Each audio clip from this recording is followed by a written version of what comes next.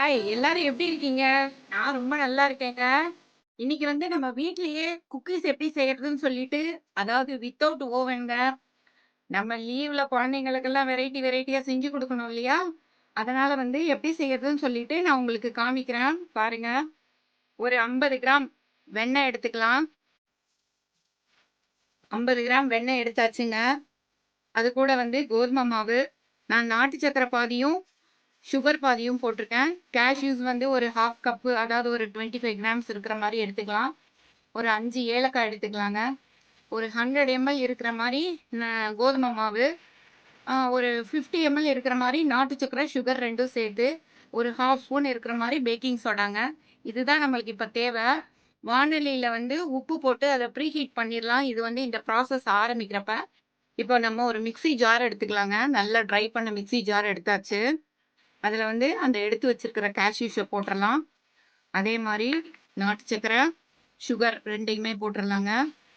போட்டுட்டு கூட ஃப்ளேவருக்கு ஏலக்காய் எல்லாத்தையும் போட்டு ஃபைன் பவுடர் பண்ணி கொண்டு வந்துடலாம்.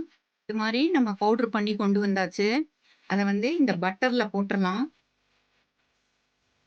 இப்ப நம்ம இந்த எக் பீட்டர் இருக்கு இல்லைங்களா, அதுல வச்சு நல்லா பீட் பண்ணிடலாம். நல்லா மிக்ஸ் ஆகணும். இந்த பட்டர் கூட இது எல்லாமே நல்லா ஃபைனா மிக்ஸ் ஆகணுங்க. ஒரு 2 மினிட்ஸ் கொஞ்சம் நல்லா இப்படி ஃபாஸ்டா நீங்க பண்ணீங்கன்னா, அது ஒரு மாதிரி கிட்டத்தட்ட ஒரு நுரையாட்டம் வருங்க.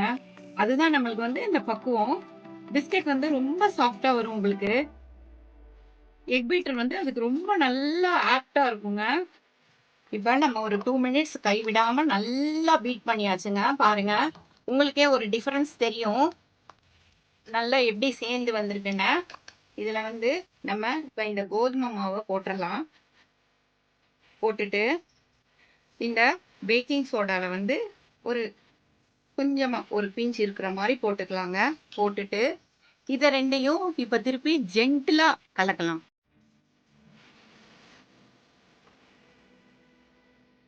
நம்ம கோதுமை மாவு, சோடா உப்பு எல்லாம் போட்டு அந்த பட்டர் பேஸ்ட் இருக்கு இல்லைங்களா, அதுல போட்டு கலந்தாச்சு.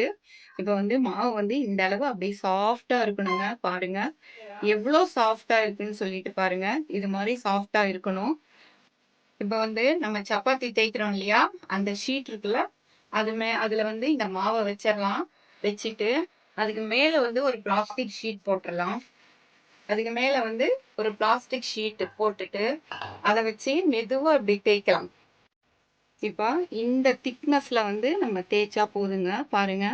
சும்மா ஒரு 1/2 சென்டிமீட்டரோட கம்மியா 1/4 சென்டிமீட்டர் அளவு தேய்ச்சா போதும். இதுல இந்த சாக்கோ சிப்ஸ அப்படியே மேல ஸ்ப்ரிங்கிள் பண்ணிடலாம்.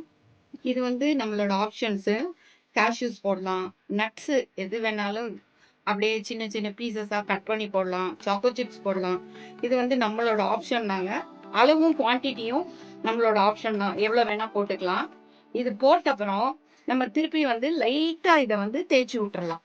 அப்படியே இது எப்படி எதுக்கு இவ்வளவு ஸ்லோவா தேய்க்கிறேன்னா, அந்த மாவுல அது போய் அப்படியே உள்ள ஆஹ் அப்படியே படிஞ்சு வந்துடணும். அதுக்காக கொஞ்சம் ஸ்லோவா, பட் ஆனா ரொம்ப ப்ரெஷர் கொடுக்காம தேய்க்கணும்.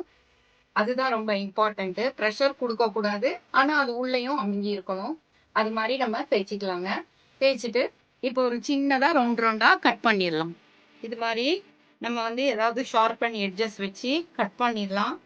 பிஸ்கட் கட்டர் இருந்தா ரொம்ப சௌரியமா இருக்கும். இல்லாட்டினா இது மாதிரி வீட்ல இருக்க ஒரு சின்ன டப்பாவை வச்சே நம்ம கட் பண்ணிடலாங்க. இது மாதிரி ஒரு பிளேட்ல கொஞ்சமா பட்டர் லைட்டா தடவிக்கலாம். தடவிட்டு இதை அப்படியே பிளேஸ் பண்ணிடலாம். வானலியா ப்ரீஹீட் பண்ணியாச்சு.